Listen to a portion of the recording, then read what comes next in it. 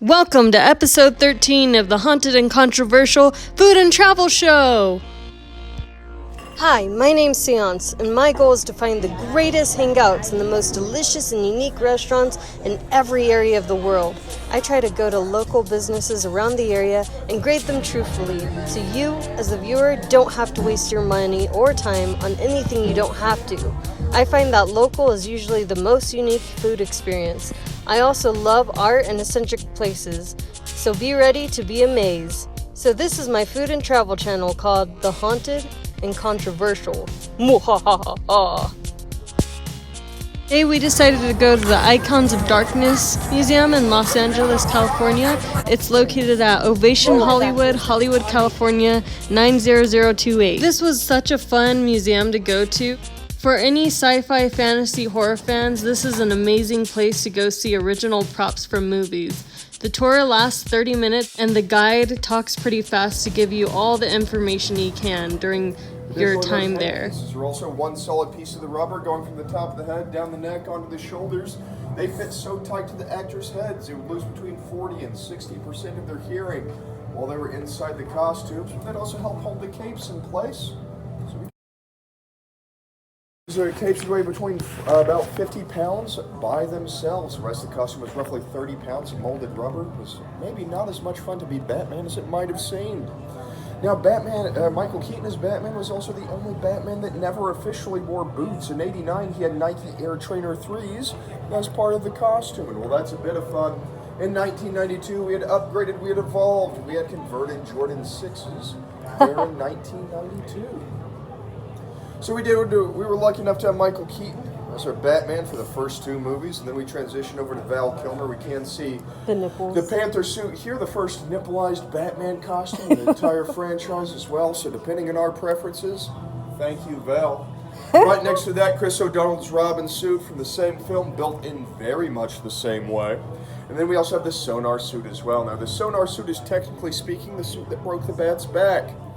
Metaphorically, it didn't actually hurt him. What I mean is they offered him a second film because of how uncomfortable it was in the initial bat suit and uncomfortable and how much older he felt than he already was. In the Sonar suit, he flatly just told them, no thank you.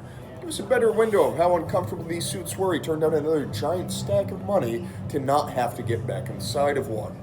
Across from that, we have our starro victim mask from Suicide Squad in 2021. One slide over from that, one of Christopher Reeve's flight suits from the very first two Superman movies.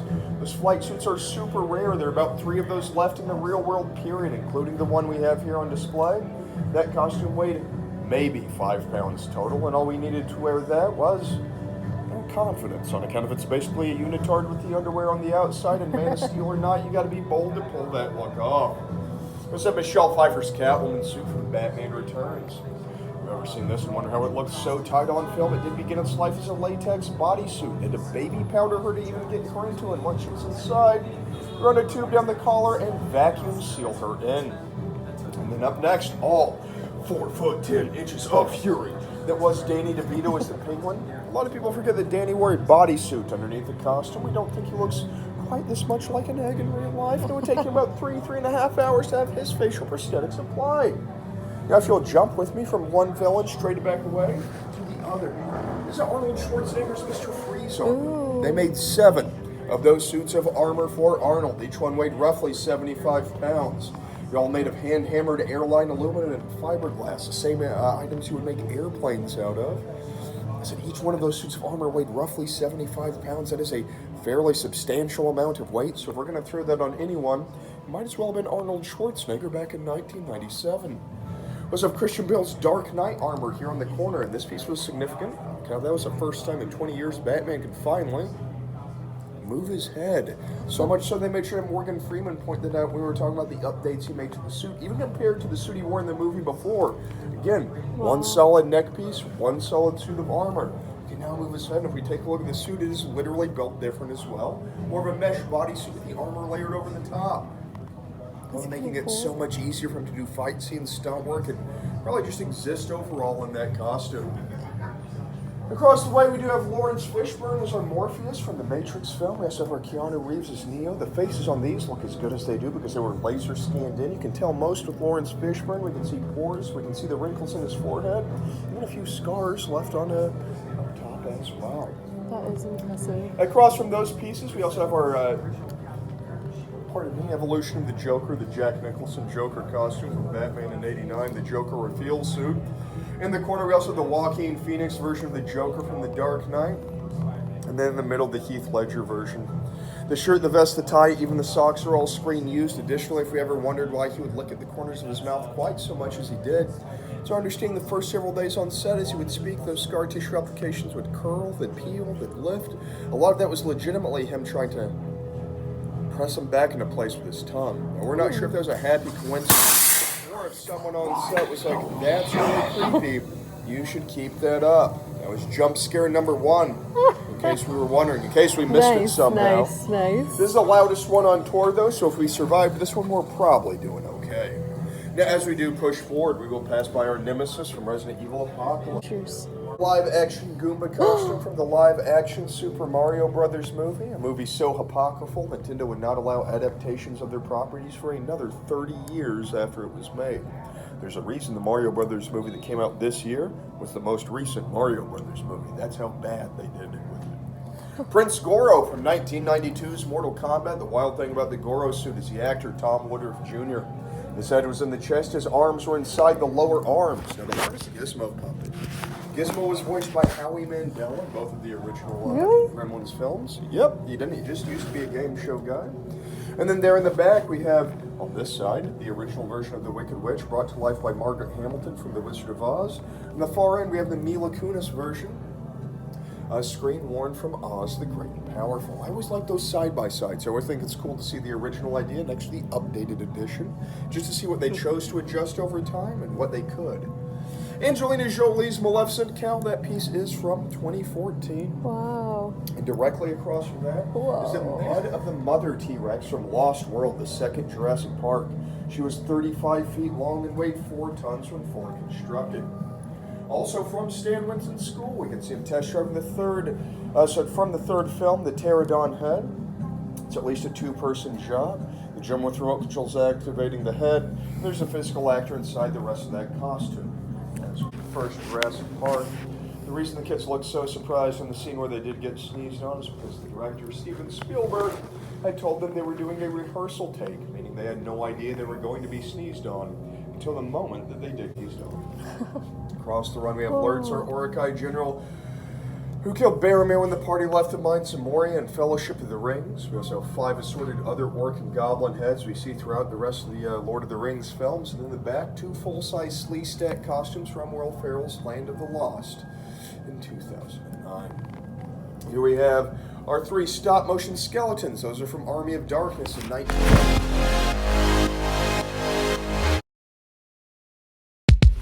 Body, the head, and the hands of the Pale Man from Pan's Labyrinth.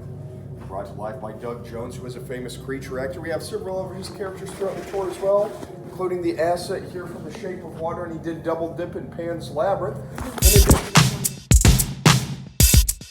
Spinosaurus head from the 3rd Jurassic Park. This is our first completely watertight, fully insulated animatronic. That's significant if we know anything about the history of wet puppets. If we think Bruce the Shark from the first Jaws. The piece in front of us here never rusted out. It never short-circuited in the scene where it came out of the river to attack the boat. That was the animatronic on set the entire time. It's also the largest and heaviest animatronic piece they made, not only for the Jurassic Park series, but for movies just period in general. And then once we do begin to make our way up the steps, my favorite thing to point out is how much taller the vast majority of us are than Luke Skywalker. This is a full-body replica of Mark Hamill's Stormtrooper armor from A New Hope. Turns out Leia was right. He is kind of short for a Stormtrooper. Who knew? This overproduction made Vader helmet that was on set for New Hope and Empire. And the Vader costume we have on display is a touring costume made by Industrial Light. The bust of Sir Alec Guinness down below. Live cast from him, and all the hairs on that were set at one at a time, one by one. As we round the corner, we see Kate Beckinsale's Selene costume from Underworld Evolution. We also do have Jennifer Lawrence's bow, arrows, quiver, and bodysuit from Hunger Games Catching Fire. This costume began its life as a wetsuit, and they modified into the proper costume that we see ahead of us today. And if we're Harry Potter fans by off chance, here in the corner we do have Ray Fiennes as Lord Voldemort from Deathly Hallows Part 2. We also have Daniel Radcliffe's Harry Potter robes from Goblet of Fire and Order of the Phoenix, and in between, the acceptance letters to Hogwarts from Philosopher's Stone, which are not only screen used, but those are also handwritten. The next large piece we have on the other side of that is the endoskeleton from Terminator Salvation in 2009. Even though that piece is much larger, both taller and wider, I guarantee you that the T-800s from Terminator 2 Judgment Day definitely weigh more. The vast majority of those were built on actual metal frames. A number of those were chrome plated on top of that, making those pieces so heavy they would need between 6 and 8 people to move them in between takes.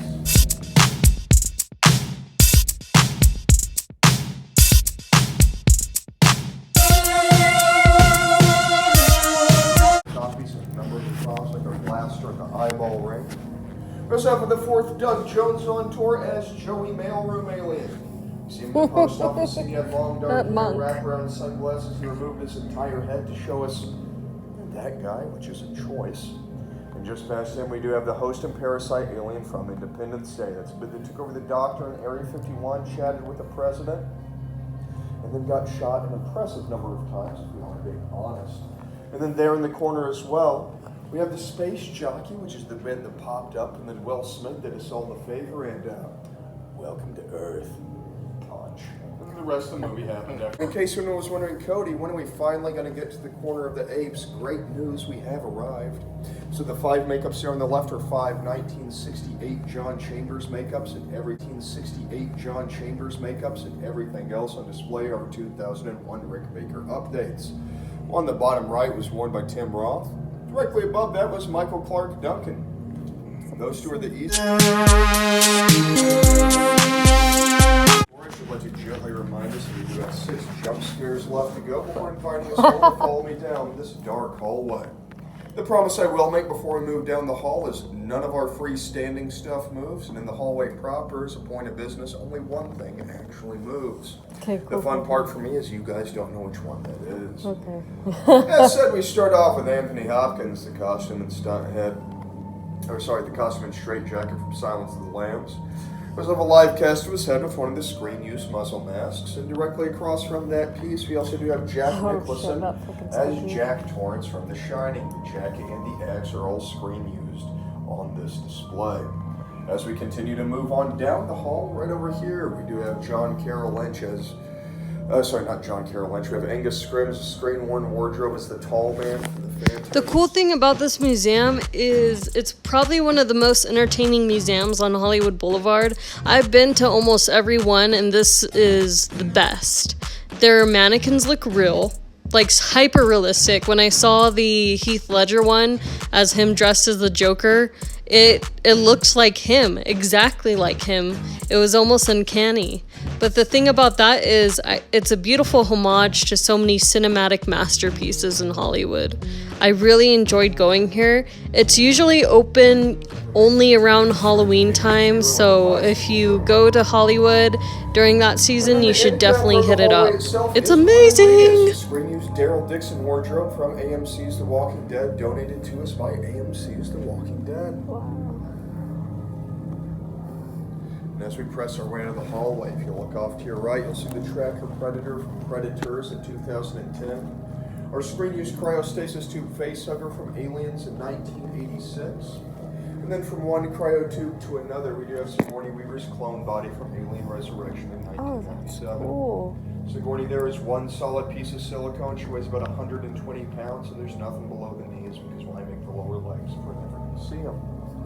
So the Broken Ash robot from Alien in 79, if you ever wanted the baubles and the neck wound are, those are all old school roll-on deodorant rollers, repurposed into robot insides. The tubing is a combination of IV tubing and catheter tubing. And the one that looks like a wiffle ball, that guy's a wiffle ball. So you have our 2 original Xenomorph costumes, also from the 79 Alien film, and I adore this artist rendering because it helped me figure out some math I couldn't square as a kid. How do you fit a full-size human head on such a narrow xenomorph head? Apparently, according to this, you fit most of the face into the neck, and that'll do a lot of that heavy lifting for you. Only it looks like only the very top part of the head was actually inside of the head.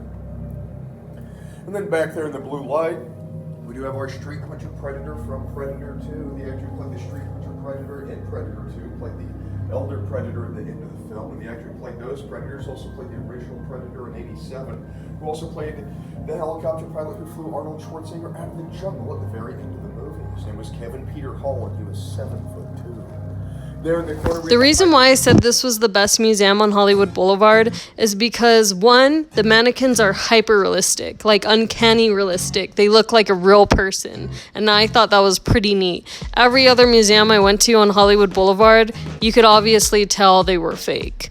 But if you were to set up like Heath Ledger's Joker from the Icons of Darkness in my house, I would think that was the real Heath Ledger. Or if you set up the real alien figure in my house, I would think that's a real alien on first glance. Number 2, it's the best museum on Hollywood Boulevard because the guide who leads you through the tour, he knows a little bit about everything regarding each and every mannequin dressed as the character. I learned so much by having him as a guide. I can't believe he memorizes all that. That's pretty incredible. And the way he delivers it is not only educational, but also pretty hilarious. Number 3, it's a limited time museum. So it's only open around the Halloween season. So if you get to go to it, if you get the option to go, you should really take it because it's like a gift. Right over here we do have Christopher Lloyd as Doc Brown from Back to the Future. The jumpsuit and the remote control are both screen used.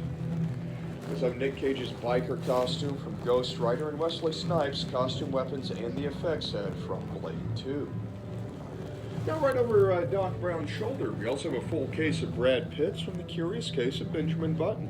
In case we haven't seen it or forgot, he did age backwards, so technically young Ben, old Ben, and then maybe the creepiest thing on the entire tour, the old man, maybe with rest of our stop motion ant puppet, Auntie from Honey, I Shrunk the Kids. Static and running remote control ants.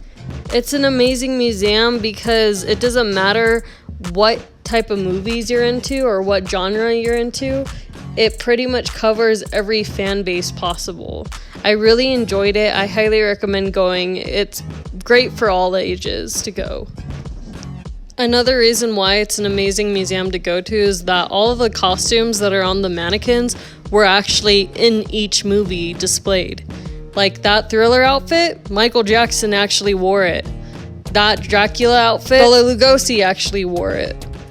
You know, so it's just so much history in one room. You can't deny that. You could feel the energy while you walk past them. They have so many different mannequins and so many different characters that it doesn't matter that it's kind of a small museum. You will be entertained and you'll learn so much about each character on this tour. I thought it was really wonderful. Hey guys, thank you for watching my videos. Don't forget to hit that like, share, and subscribe button to support my channel so I can continue to make more content and entertain you guys. I love you guys. Thank you for all of your support. You have a wonderful rest of your day. Over and out.